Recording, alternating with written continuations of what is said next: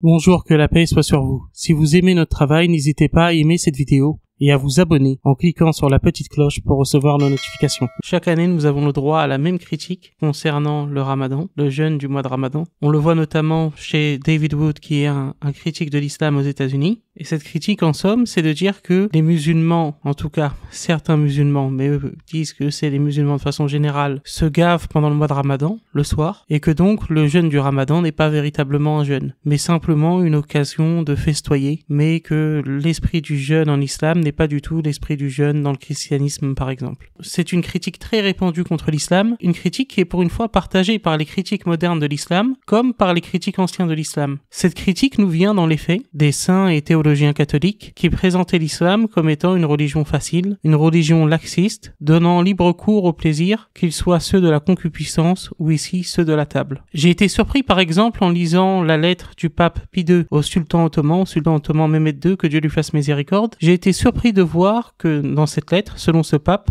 l'islam enseignerait aux musulmans l'excès dans la nourriture, puisqu'il dit « Le sage boit et mange pour vivre, mais ta loi enseigne à l'homme de s'acquérir une longue vie par l'excès de boire et de manger. » Pourtant, l'islam enseigne exactement l'inverse. Le Saint-Coran dit en effet « Ô enfants d'Adam, dans chaque lieu de salat, de prière, portez vos parures, vos habits, et mangez et buvez, et ne commettez pas d'excès. Car Allah n'aime pas ceux qui commettent des excès. » Le prophète Mohammed, que la paix et la bénédiction de Dieu soient sur lui, nous met très sévèrement en garde contre la gloutonnerie. Il nous dit dans une narration prophétique « Un humain n'a jamais rempli un récipient plus mauvais que le ventre. Il suffit au fils d'Adam de quelques bouchées afin qu'il tienne son dos droit, et s'il ne peut se contenter de cela, alors le tiers pour la nourriture, le tiers pour sa boisson et le tiers pour sa respiration. » Donc ici, nous voyons une mise en garde très stricte concernant la gloutonnerie. Et ce qui est intéressant de voir ici, c'est que des critiques de l'islam comme David Wood affirment à plusieurs reprises qu'ils critiquent l'islam et non pas les musulmans, et qu'ils font la distinction entre l'islam et les musulmans.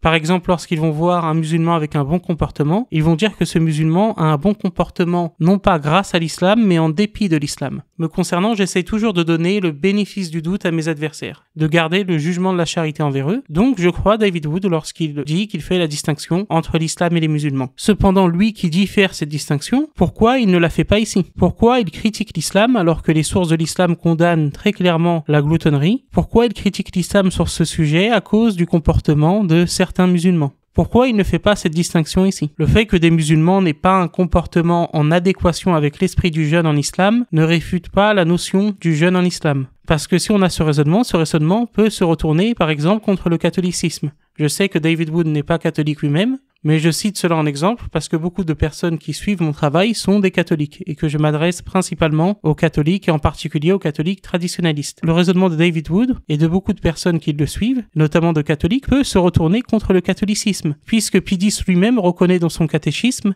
les excès de certains chrétiens lors de certaines parties importantes du calendrier liturgique, excès en contradiction avec les enseignements de l'Église catholique. Il est dit en effet dans son catéchisme « D'où vient que malgré les intentions de l'Église dans le temps de la Septuagésime, de la Sexagésime et de la Quinquagésime, plus qu'en tout autre temps, on voit tant de désordre chez une partie des chrétiens.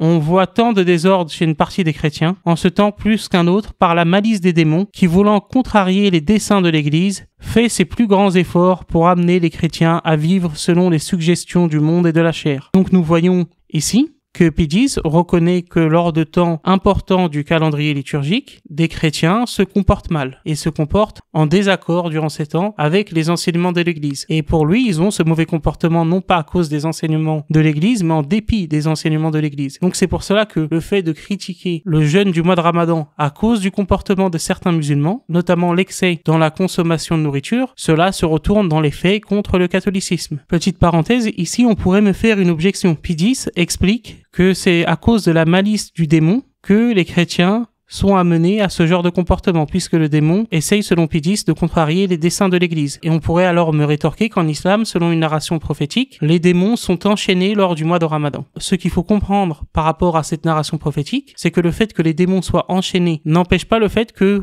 on a nous-mêmes, en dehors de l'influence des démons, des mauvaises dispositions, soit héritées de notre propre nature, soit héritées de l'influence des démons en dehors de la période du mois de Ramadan, et que donc nos mauvais comportements peuvent s'expliquer par cela, par nos mauvaises habitudes personnelles et par celles qui autrefois étaient influencées par le démon. Donc même si l'influence du démon est moins forte lors du mois de Ramadan, malgré tout, on garde nous-mêmes nos mauvaises habitudes qui, malheureusement, influencent notre comportement. Je fais cette petite parenthèse parce que j'ai voulu anticiper l'objection que pourraient avoir certains catholiques. Et surtout, il faut innocenter l'islam de nos erreurs et travers personnels. Critique de l'islam, vous affirmez toujours différencier les textes islamiques du comportement des musulmans. Et je crois en votre sincérité sur ce point. Pourquoi alors ne pas appliquer cette même méthodologie concernant le mois du Ramadan? Je vous remercie beaucoup pour votre attention. Que Dieu vous bénisse et que Dieu vous garde.